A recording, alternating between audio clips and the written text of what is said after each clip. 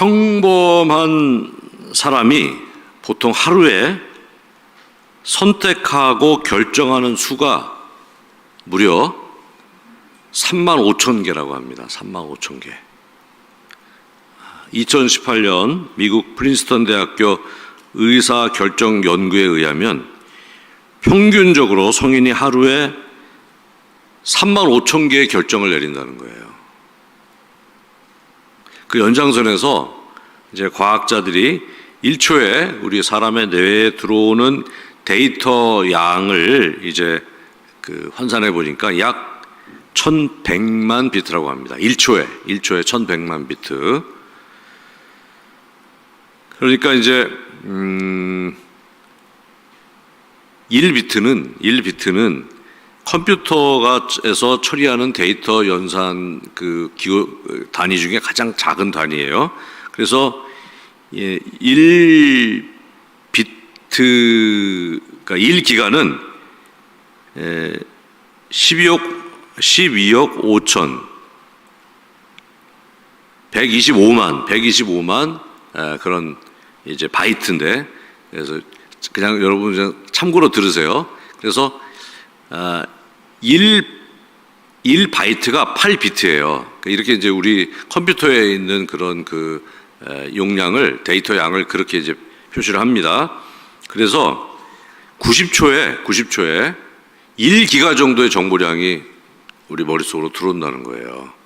1초에는 약 1100만 비트. 그래서 90초에 한 1기가. 1기가 그러면 여러분들이 컴퓨터 쓰는 분들은 컴퓨터 안에 내가 요새는 뭐 512가 뭐 몇 기가 이렇게 기가가 있죠. 그러니까 한 90초에 1기가 정도의 양이 들어온다는 거예요, 우리 머릿속으로. 그런데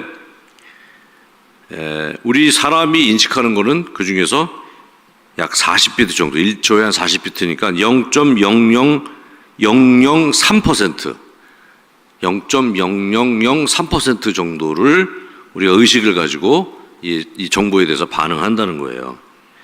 이렇게 쉴 새 없이 엄청난 양이 우리 뇌에 들어오고 우리가 하루에 35,000개의 선택과 결정을 하는데, 이게 가능한 비결은 바로 우리 안에 인지적 무의식 기능을 통해서 이걸 처리한다는 거예요. 인지적 무의식입니다. 인지적 무의식.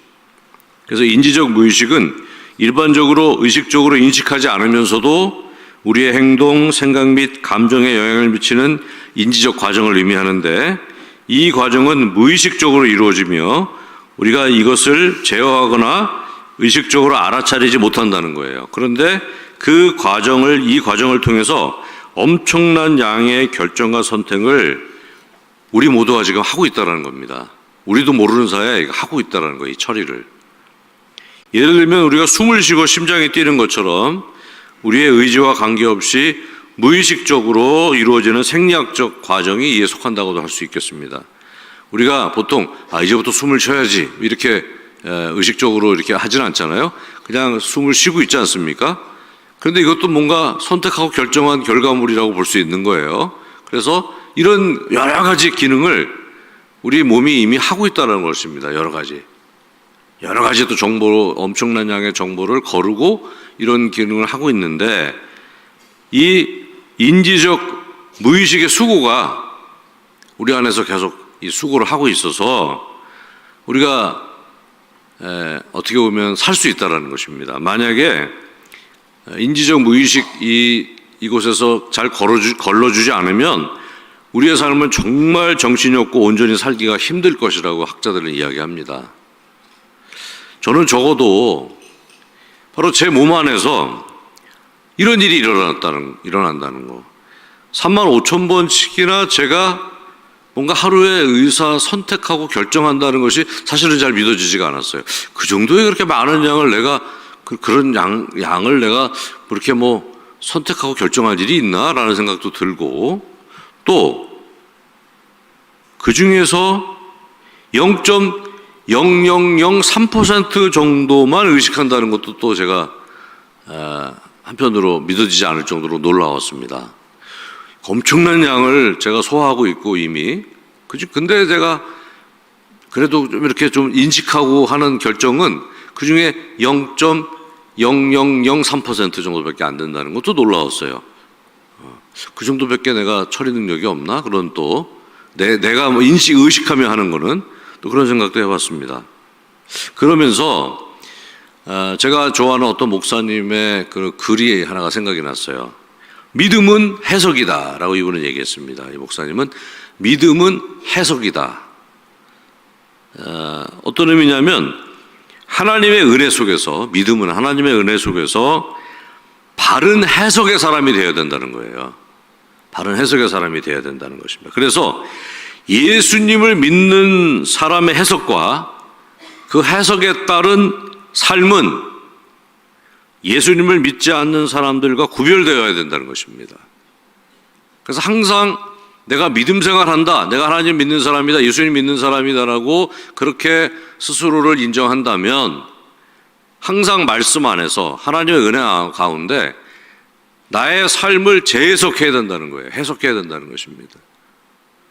그리고 그렇게 바르게 해석되어진, 하나님의 말씀을 기초해서 해석되어진 대대로 내 삶을 움직여야 된다는 것이에요. 순종해야 된다는 것이에요. 이것이 바로 예수님 믿지 않는 사람들이 자기의 삶을 자기가 해석해서 그렇게 살아가는 그 사람들과 우리와 차이라는 것입니다. 우리와 예수님 안 믿는 사람과의 차이는, 예수님 믿는 사람은 항상 하나님 은혜 안에서, 하나님 말씀 안에서 나의 삶을 해석해야 하는 거예요. 항상 해석하는 그런 시간을 가져야 된다는 것입니다. 이 글이 이제 저는 생각이 나면서 나의 존재를 한번 생각해 보는 시간을 한번 가졌습니다. 나를 한번 재해석해 봤어요.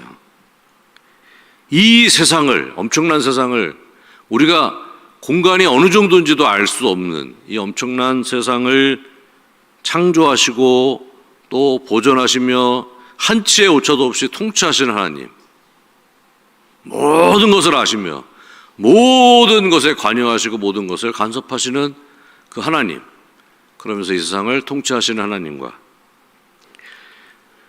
나에게 들어온 정보 중에 그나마 불과 0.0003% 정도를, 그것도 불완전하게 처리할 수밖에 없는 나라는 존재에 대해서 다시 한번 생각하고 나라는 존재를 다시 한번 해석해보는 시간을 가졌습니다.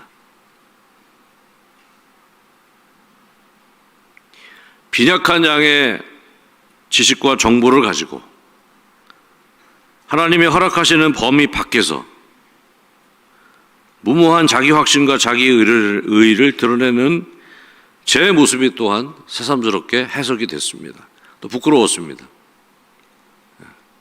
때로 저의 의의를 하나님 앞에서 드러내기도 하고, 또 제가 마치 잘한 것 같은 생각이 들 때도 있고, 그런데 불과 저에게 들어오는 정보량의 0.0003% 정도를, 그나마 그거를 다 내가 소화하면은 거의 제가 감당하지 못하니까 하나님께서 인지적 무의식의 그런 그 안에, 저희 안에 그런 걸 주셔서 다 거기서 처리해 주시고, 그나마 조금 그 정말 눈꽃만큼의 그런 수준을 갖고 또 고민하고, 때로는 그것을 뭔가 해결하고 잘난 척하는 저의 그 모습, 그것이 새삼 부끄러웠고, 동시에 앞으로도 이런 모습이 그게 그렇게 개선될 것 같지 않다라는 또 저의 한계를 또 제가 바라보면서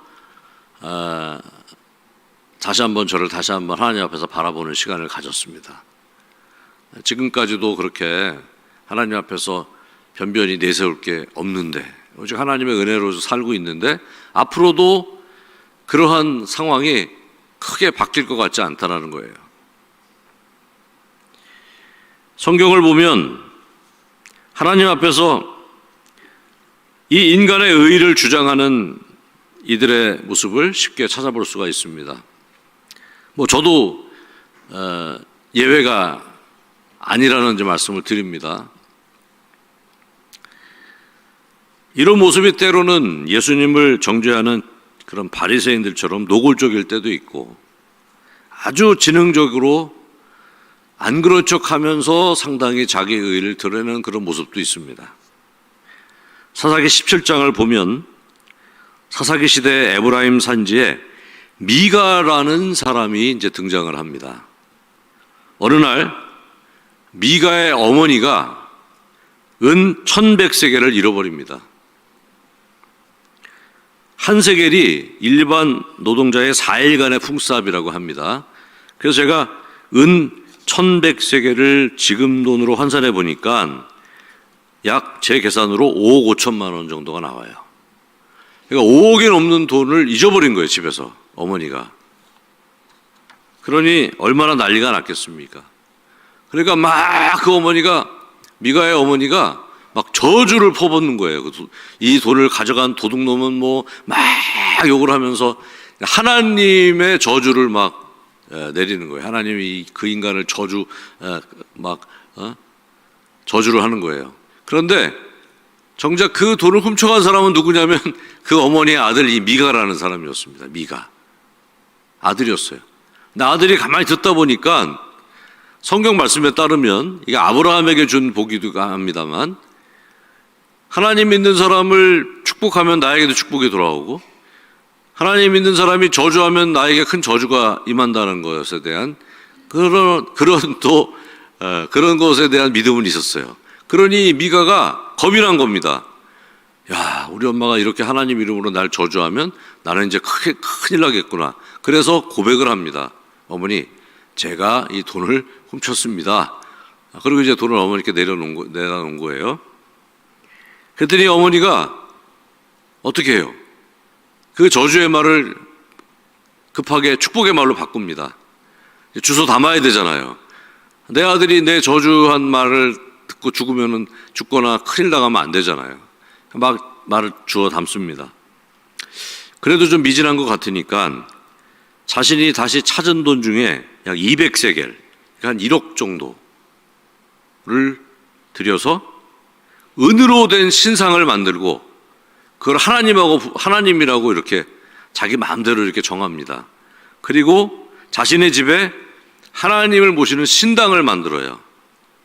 그리고 아들 중에 한 사람을 제사장으로 세웁니다.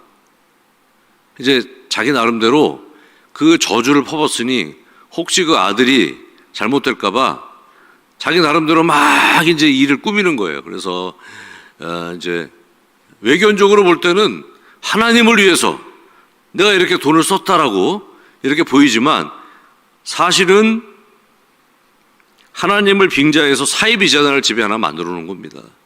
그럼 자기 마음대로 제사장을 막 임명하고 아들은 돈에 눈이 어두워서 어머니 돈을 그렇게 그 거금을 5억 5천만 원 정도 가까이 되는 돈을 훔치고 그 어머니는 사이비재단을 하나 만들어 놓고 하나님을 빙자한 하나님을 잘 믿는 것처럼 그렇게 포장을 한 것입니다. 그럴듯한데 하나님이 빠지고 인간의 의가 드러나는 것입니다. 그러니까 하나님의 의가 여기는 없어요. 인간의 의가 이 의를 주장한 것입니다. 가만히 보면 인간의 의가 이렇게 주로 나타나는 때는 언제냐면 성경을 보면 이 소유와 관계될 때예요. 보면 소유와 관계될 때가 보면 인간의 의가 그때 이제 드러납니다. 끊임없이 내 인생의 주인은 자신이고 내가 가진 모든 것도 내 소유라고 주장할 때 보통 자기 의를 주장을 해요. 그래서 돌아온 탕자의 이야기도 역시 소유권을 통해서 우리가 한번 해석해 볼 수가 있습니다. 무례하게 아버지의 유산을 받아서 집을 나간 둘째 아들이 주장하는 것도 다 내 소유라는 것입니다. 집에 남아 있으면서 이를 못마땅하게 여긴 첫째 아들도 역시 내 소유인데 아버지가 나눠줬다라는 그런 불쾌감을 갖고 있는 거예요. 내 인생은 내 소유고 내가 가진 재산, 내가 가진 명예, 권세가 다 내 소유라는 것입니다. 심지어 아버지 것도 내 소유라는 거예요. 이 두 아들이 다 그런 마음을 갖고 있었던 것입니다. 내 것도 내 거고 아버지 것도 내 거고 이렇게 소유에 대한 것이 이렇게 부딪힐 때 보통 인간은 하나님 앞에서 자기 의를 이제 나타나기 시작합니다. 아버지가 다 누리게 해줘도 내 소유로 기업고 바꿔야 돼요. 소유권을. 그러니까 등기 이전을 해야 돼요. 내 걸로. 아버지 거 다 이렇게 우리 집에 살고 다 내가 먹여주고 재워주는데도 내 걸로 해야 돼요. 내 걸로. 자기 의를 드러냅니다. 내 권리가 있다라는 거죠. 그래서 내가 주인이 돼서 내가 관리하기를 원합니다. 그러다가 막다른 벽에 부딪힙니다. 내 건강, 내 거라고 생각했던 재산, 내 거라고 생각했던 권세와 내 명예와 내 자녀를 이제 더 이상 관리할 수 없게 되는 것입니다. 그 고난과 고통이 커지는데 통제할 수가 없는 거예요. 내 거라고 생각했는데 내 건강이 더 이상 내 맘대로 되지가 않는 거예요. 고쳐지지가 않아요. 병에 걸렸는데 이게 어떻게 해결이 안 돼요. 내 자녀라고 생각했는데 내 말을 전혀 듣질 않아요. 또 내 자녀에게 어떤 어려움이 생겼는데 내가 해결해 주지를 못하는 거예요. 내 소유라고 생각했는데 내가 다 모든 걸 해결해 줄 수 있을 거라고 믿고 가르치고 또 모든 것들을 내가 공급했는데 어느 날 도저히 내가 수습해 줄 수가 없는 거예요. 자녀의 문제를. 그래서 이제 급기야 하루도 살고 싶지 않은 상황을 맞이하게 됩니다. 그냥 죽는 게 낫겠다. 너무 힘들다. 도저히 내가 관리가 안 된다는 거예요. 행복하지가 않아요. 이 세상이 너무 싫고 이 세상을 살아가야 한다는 것이 너무 괴로워서 이제 말을 합니다. 왜 이런 세상이 존재합니까? 내가 하루도 살기 싫은데. 근데 이런 질문에 대해서 성경은 분명하게 우리에게 대답을 합니다. 골로새서 1장 16절 하반절입니다. 만물이 다 그로 말미암아 그를 위하여 창조되었고. 본래 이 세상은 우리 인간을 위해서 창조되고 존재하는 것이 아니라 하나님을 위해서 창조되었고 하나님을 위해서 보존되고 하나님을 위해서 통치된다는 사실입니다. 믿습니까? 이게 이 세상의 원리예요. 나를 위해서 세상이 존재하는 것이 아니라 하나님의 영광을 위해서, 하나님 때문에 세상이 본래 존재한다는 것입니다. 인간은 자신이 원하는 세상을 만들 수도 없지만 혹여 자기가 원하는 세상을 만든다고 할지라도 절대로 그 세상에서 행복할 수가 없는 존재입니다. 인간은 자신이 아니라 하나님이 원하는 세상을 원하고 자신의 의가 아니라 하나님의 의에 따라 살아갈 때 참 행복을 누리게 될 줄로 믿습니다. 이게 진리예요. 내가 죽겠습니다. 도대체 이런 세상이 어디 있습니까? 근데 우리는 이러한 질문, 이러한 어떤 고통 속에서 다시 재해석해야 돼요. 나를 위해서 이 세상이 존재하는 것이 아닙니다. 내가 행복하고 내가 좋은 세상이 이 세상이 아니라 원래 이 세상은 하나님이 보시기에 좋으라고 만든 세상이에요. 다시 돌려놔야 됩니다. 다시 해석하지 않으면 나의 이 고통은 멈추지 않고 하루도 살고 싶지 않은 상태가 이제 나의 삶에서 이루어지게 되는 것입니다. 끔찍한 지옥과 같은 시간이 시작되는 거예요. 돌려놔야 되는 것입니다. 오늘 성경 본문은 이 사실을 너무나 분명하게 경험한 120세의 모세가 사랑하는 이스라엘 백성들에게 유언으로 전하는 설교입니다. 신명기 32장 4절 제가 다시 한번 읽어드리겠습니다. 그는 반석이시니 그가 하신 일이 완전하고 그의 모든 길이 정의롭고 진실하고 거짓이 없으신 하나님이시니 공의로우시고 바르시도다. 120년을 살아보니 하나님이 무조건 옳다는 것입니다. 모세는 엄청난 그런 경험을 한 사람이에요. 왕자로도 살았고 또 혈기가 왕성해서 정말 자기의 의를 드러내며 살인도 한 적도 있고 또 도저히 우리는 경험하지도 못할 구름기둥과 불기둥의 그런 하나님 내려주시는 은혜를 날마다 경험했으며 만나도 경험했고 또 홍해가 갈라지는 그런 엄청난 기적도 자기 눈앞에서 경험했던 그런 사람입니다. 바로 그런 모세가 자기의 온 일생을 통틀어서 하나님이 무조건 옳습니다. 내 의가 아니라 하나님의 의가 옳습니다. 라고 지금 이렇게 설교하고 있는 것입니다. 후손들에게 당부하는 거예요. 바로 이 하나님의 옳으심을 따라 살았으면 좋겠다라는 거예요. 제발 그렇게 살아달라라는 그런 부탁입니다. 하나님의 의로우심이란 하나님이 옳은 것에 대한 최종적인 표준이며 그 파이널 스탠다드예요. 최종적인 표준, 하나님이 옳으신 거에 최종적인 표준이며 하나님은 항상 옳은 것에 일치하도록 행동하신다는 것입니다. 우리는 옳은 것을 알아도 옳은 것을 따라 행동을 못해요. 하나님은 옳은 것에 대한 표준이며 그 옳은 길을 갈 수 있는 능력이 있으시다는 거예요.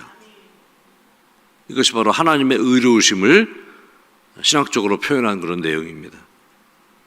우리는 항상 이 의로우신 하나님을 기준으로 우리의 인생을 재해석하고 재정립해야 될 줄로 믿습니다. 우리 뇌에 들어오는 신호 중에 겨우 0.00003% 정도를 의식하는 인간이 우리 하나님의 도우심이 없이 무슨 일을 제대로 우리가 할 수가 있겠습니까? 빨리 나의 의, 나의 주장, 나의 소유권을 다 내려놓고 그 자리를 하나님의 의, 하나님의 말씀, 하나님의 나라로 바꿔야 될 줄로 믿습니다. 중심을 바꿔야 돼요. 아주 재정립하고 재해석을 해야 되는 것입니다. 내가 살고 싶고 내가 기분 좋은 세상이 아니라 하나님의 영광이 드러나는 세상, 하나님이 보시기에 좋은 삶이 나의 삶의 기준이 되도록 나의 삶을 재해석하고 재정립해야 될 줄로 믿습니다.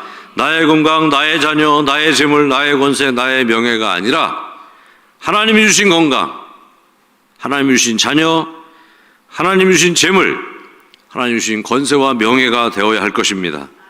고통스럽지만 그렇게 우리가 하나님 중심으로 인생을 다시 재정립할 때 이게 굉장히 고통스러운 과정이에요. 내게 아니라는 것을 우리가 하나님 앞에서 내 것이 내게 아니고 하나님 것이라고 이렇게 이야기하는 것이 쉬운 일이 아닙니다. 굉장히 어려운 일이에요. 이것으로 다시 우리는 하나님 앞에서 재정립을 해야 됩니다. 그때 우리는 하나님 주신 사명과 이 세상을 우리가 살아야 될 이유가 생기는 것입니다. 내가 이렇게 아픈데도 살아야 되는 이유, 내가 이렇게 모든 것을 다 잃었는데도 살아야 될 이유, 내가 이렇게 모든 권세를 잃어버리고 모든 것이 다 망하고 내 자녀가 저렇게 힘든 상황인데도 내가 살아야 되는 이유는 나에게 속한 모든 것이 다 하나님 것이라는 것에 대한 분명히 해석이 되어질 때, 그때 우리가 이제 그때 비로소 내가 왜 살아야 되는지에 대한 이유를 발견하게 될 줄로 믿습니다. 그래서 이제는 더는 내 고통이 아니라 하나님이 나에게 허락하신 고통, 나를 예수님께 가까이 가게 하는 고통, 또 천국의 상급이 예약된 고통으로 승화되는 복을 누리시는 저와 여러분이 되시기를 주의 이름으로 축원합니다. 이 과정은 정말 힘든 과정입니다. 하지만 십자가에서 죽기까지 우리를 사랑하시는 예수님께서 그 과정 중에 힘을 주시고 능력 주시고 고쳐주시고 도와주실 줄로 믿습니다. 이 시간에 아직 예수님을 믿지 않는 분이 있다면 예수님께 나의 삶을 한번 의탁해 보시기 바랍니다. 예수님 믿고 이렇게 내 소유로 내가 끝까지 끌고 가는 수고를 하지 마시고 모든 짐을 주님께 내려놓고 예수님 믿는 삶을 다시 한번 결단하시며 그렇게 예수님 믿으시기를 주의 이름으로 부탁드립니다. 우리 교회 50년사 책을 제가 이제 어제 보았습니다. 특별히 좀 하루 종일 제가 많이 그 시간을 좀 할애를 했는데요. 76페이지에 보니까 1956년 6월 전세금 70만 환으로 영등포동 429번지에 자리 잡은 조그만 2층 건물에서 구세군 영등포 교회가 시작됐습니다. 오늘 이제 69주년이 됐죠. 바로 그 시작될 때 구세군 대한번영 궁극에서 근거가 되는 그 해 표가 있었어요. 이 표를 가지고 개척을 해야겠다라고 이제 마음을 먹습니다. 그리고 몇 개의 교회를 세웠는데 그 중에 한 교회가 우리 교회인 거예요. 그때 궁극표가, 그 근거가 됐던 궁극표가 뭐냐면요, 잠언서 14장 34절에 근거한 의는 나라를 영화롭게 하고 죄는 백성을 욕되게 하느니라 였습니다. 그 말씀을 근거로 구세군에서 이제 교회를 개척하려고 작정을 하고 우리 교회가 세워진 거예요. 그렇게 우리 교회는 지난 69년 동안 하나님의 의를 선포하며 지금까지 달려왔습니다. 오늘 우리 함께 나눈 이야기가 의로우신 하나님, 하나님의 의 아니겠습니까? 하나님이 옳으십니다 라는 것을 주장했다는 거예요. 다시 말해서 항상 어떤 곳에서든지 하나님이 옳습니다를 주장했습니다. 제가 50년사를 보니까 너무 잘 쓰셨어요. 가감없이 그때 있었던 일을 아프면 아픈 대로, 잘하면 잘한 대로, 또 힘들면 힘든 거대로, 그렇게 부피가 두껍지는 않았습니다만 있는 그대로 잘 적어주셨어요. 우리 교회에 여러 부침이 있었지만 그 가운데도 의로우신 하나님, 오르신 하나님을 어떻게든지 찾아가려고 했던 우리 선배 신앙인들의, 또 지금 함께 계신 우리 여러분들의 그런 하나님의 의를 향한 그 노고가, 의를 향한 그 몸부림이 오늘까지 우리가 이렇게 교회를 지탱하는 원동력이 된 줄로 믿습니다. 그 하나님의 의, 그 하나님의 오르심이 이제 이후에도 우리 교회를 교회답게 하는 그러한 능력이 될 줄로 믿습니다. 여러분들 함께 기도해 주시기 바랍니다. 늘 우리 교회의 부흥과 하나님의 의가 드러나는 그 지역사회에 하나님의 의를 전하는 그런 교회가 되게 하여 주시옵소서. 항상 전하는, 그렇게 하고 그러면 예수 그리스도의 복음을 전하는 우리 교회가 되기를 주의 이름으로 축복합니다. 기도하겠습니다. 의로우신 아버지 하나님, 의로우신 하나님이 절대적으로 옳으신 줄로 믿습니다. 하나님의 의를 높이며 하나님의 뜻을 따라 순종한 우리 모두가 되게 하여 주시옵소서. 지난 69년을 지켜주시는 의로우신 아버지 하나님, 그 하나님의 의에 따라 늘 예수 그리스도의 복음을 전하는 우리 교회가 되게 하여 주시옵소서. 예수님의 이름으로 기도합니다. 아멘.